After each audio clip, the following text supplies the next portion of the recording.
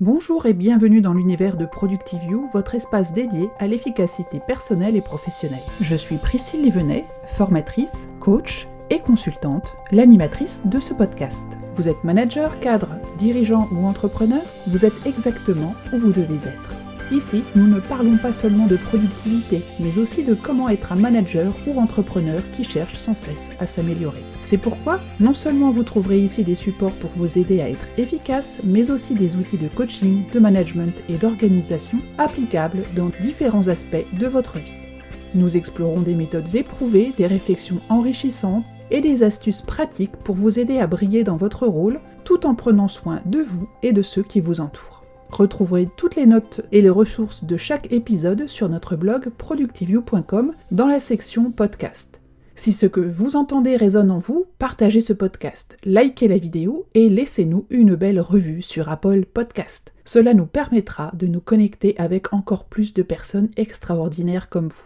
Pour une dose d'inspiration, suivez-nous sur LinkedIn, Facebook et Instagram. Et si vous êtes prête à franchir une nouvelle étape, découvrez nos offres de coaching et de formation personnalisées en management, gestion du temps et organisation. Pour en discuter, envoyez-moi un mail à contact@priscillelivenet.com ou réservez un entretien découverte gratuit de 30 minutes via le lien dans les notes de cet épisode. Alors respirez profondément, souriez et préparez-vous à enrichir votre vie professionnelle et personnelle. C'est parti! Bonjour à tous et bienvenue dans ce nouvel épisode de ProductiveU. Le sujet du jour, c'est comment utiliser la pratique réflexive pour améliorer son management. Alors, améliorer son management, c'est souvent associé à suivre des formations. Mais savez-vous que vous pouvez aussi vous améliorer grâce à la pratique réflexive? C'est un outil puissant pour améliorer son management. Elle consiste à prendre du recul sur ses actions, ses décisions, ses comportements en tant que manager et à les analyser de manière critique. La pratique réflexive permet de développer une meilleure compréhension de soi, d'identifier ses forces et ses faiblesses et de prendre des décisions plus éclairées et alignées avec ses valeurs. Alors, comment ça se passe? On a 5 étapes dans cette méthode réflexive que nous allons détailler ensemble. Première étape, prendre le temps de la réflexion. Il est important pour cette méthode de dédier du temps régulier à la réflexion sur sa pratique. Cela peut être fait en créant des moments de solitude où l'on peut se concentrer sur ses actions, ses décisions, ses comportements. Il peut être également utile de participer à des séances de coaching ou d'avoir des discussions avec des pairs pour obtenir des perspectives différentes. Deuxième étape, analyser ses actions et ses décisions. Lors de la réflexion, on va passer en revue ses actions et ses décisions passées. Et on peut se poser des questions comme celle-ci. Quels étaient mes objectifs? Quelles étaient mes motivations? Quelles étaient les conséquences de mes actions? Qu'aurais-je pu faire différemment? L'analyse de ces actions permet de prendre conscience de ses erreurs, de ses réussites et d'apprendre de ses expériences pour s'améliorer. Troisième étape, remettre en question ses croyances et ses valeurs. La pratique réflexive offre l'opportunité de remettre en question croyances et valeurs en tant que manager. On va pouvoir explorer ses convictions et se demander si elles sont toujours pertinentes et alignées avec nos objectifs et les besoins de notre équipe. Il est important de rester ouvert à de nouvelles idées, de savoir remettre en question ses propres préjugés pour favoriser un management plus efficace et plus adapté. Quatrième point, apprendre de ses erreurs et de ses succès. La pratique réflexive permet d'apprendre de ses erreurs, de ses succès, parce qu'on va identifier les leçons apprises à partir de ses expériences et on va réfléchir à la manière dont on va pouvoir les appliquer dans le futur. Les erreurs ne doivent pas être vues comme des échecs, mais comme des opportunités d'apprentissage. Les succès, quant à eux, peuvent être utilisés comme des modèles à suivre et des sources d'inspiration pour continuer à s'améliorer. Cinquième et dernière étape, mettre en place des actions d'amélioration. Donc en utilisant les informations tirées de notre réflexion, on va pouvoir définir des actions concrètes pour améliorer notre management. Cela peut inclure le développement de compétences spécifiques, l'adoption de nouvelles pratiques ou la mise en place de nouvelles stratégies. Il est important de mettre en œuvre ces actions de manière régulière et aussi d'évaluer leurs impacts sur notre management.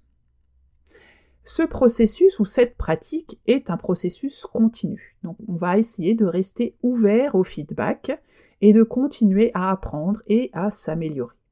En investissant du temps et de l'énergie dans cette pratique, vous serez en mesure de créer un impact positif sur votre management et ainsi sur la performance globale de votre équipe. Voyons à présent les bénéfices de la pratique réflexive. Le premier, c'est un développement de la conscience de soi. En réfléchissant sur ses actions, ses décisions, ses comportements, on va développer une meilleure compréhension de soi en tant que manager. Cela inclut la prise de conscience de ses forces, de ses faiblesses, mais aussi de ses biais, ce qui est beaucoup plus difficile à identifier, et ce qui va nous permettre aussi d'adapter notre management de façon plus efficace. Deuxième bénéfice, c'est l'amélioration de la prise de décision. La pratique réflexive va nous donner l'opportunité d'analyser nos décisions passées et peut-être aussi d'identifier les facteurs qui ont influencé succès ou échec. En tirant leçon de ces expériences, on devient plus apte à prendre des décisions éclairées et alignées avec nos valeurs. Troisième bénéfice, renforcer nos compétences en management. L'analyse que l'on va faire, notamment celle des erreurs et des succès, va nous permettre de repérer les domaines dans lesquels on peut se développer davantage et ainsi on pourra mettre des actions concrètes pour renforcer nos compétences. Quatrième bénéfice, cela va permettre de créer un environnement de travail positif. On va créer ainsi une espèce de cercle vertueux et cela va nous permettre d'être plus positifs, de voir le bon côté des choses et de motiver notre équipe. Ça va nous favoriser aussi dans l'adaptation, la croissance et l'innovation au sein de notre équipe. On sera ainsi beaucoup plus efficace puisque ça va nous permettre de mieux gérer les défis, d'identifier des opportunités et d'atteindre nos objectifs de manière plus efficiente. On sera aussi plus adapté aux nouveaux défis et il y a certaines sources qui indiquent que la pratique réflexive est à l'origine de l'idée selon laquelle l'improvisation peut être l'approche optimale pour faire face à des défis dans le cadre du travail.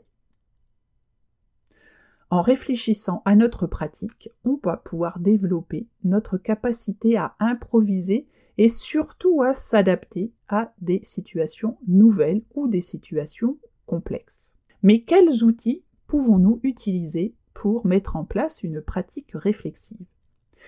La première, c'est un journal de réflexion, c'est-à-dire un journal que l'on va tenir où l'on va noter nos réflexions, nos observations, nos expériences, et on va pouvoir le relire, prendre du recul. Et l'importance de ce journal, c'est de le tenir de façon régulière, quand les éléments sont encore bien frais dans notre esprit, et même si on ne fait pas l'analyse immédiatement, au moins on aura des éléments précis à analyser. On peut aussi se faire des questionnaires d'auto-évaluation, avec des questions ciblées sur nos compétences, nos valeurs, nos croyances, nos styles de gestion. On en trouve parfois en entreprise, où on va, lors de formations notamment, évaluer notre pratique en tant que manager. Les séances de coaching aussi peuvent être un moyen efficace d'explorer nos points forts, nos points faibles, nos préoccupations, nos réflexions. Et le coach peut nous aider par son questionnement à approfondir notre réflexion et à trouver des solutions adaptées aux problèmes qui auraient été décelés. On peut aussi discuter avec des pairs ou des mentors, échanger avec d'autres managers ou avec un mentor ou un tuteur peut nous permettre d'avoir des perspectives différentes, de voir une problématique sous un angle différent.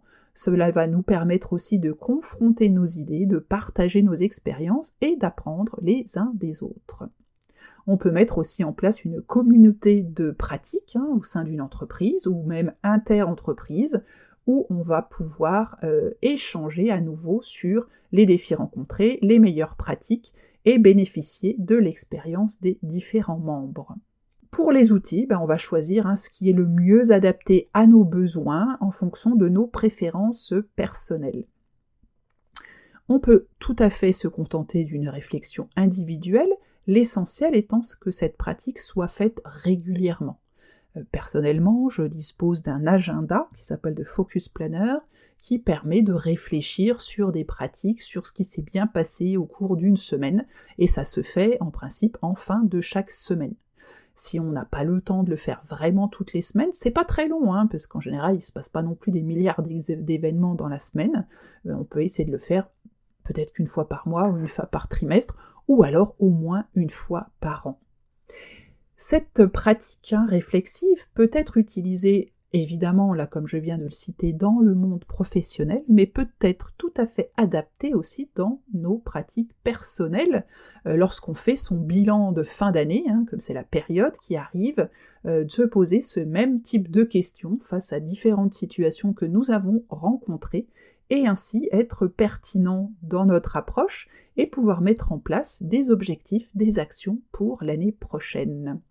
J'espère que cet épisode vous aura plu et vous aura fait découvrir cette méthode réflexive et vous donnera peut-être des éléments ou des idées pour mettre vous aussi en place cette technique de réflexion pour vous améliorer au quotidien. Merci de votre écoute et si cet épisode vous a plu, n'hésitez pas à le partager avec d'autres membres de votre réseau, à le commenter, le liker sur le post LinkedIn et puis à vous abonner aussi à la chaîne YouTube ou bien sur votre application de podcast préférée si c'est la première fois que vous écoutez ce podcast.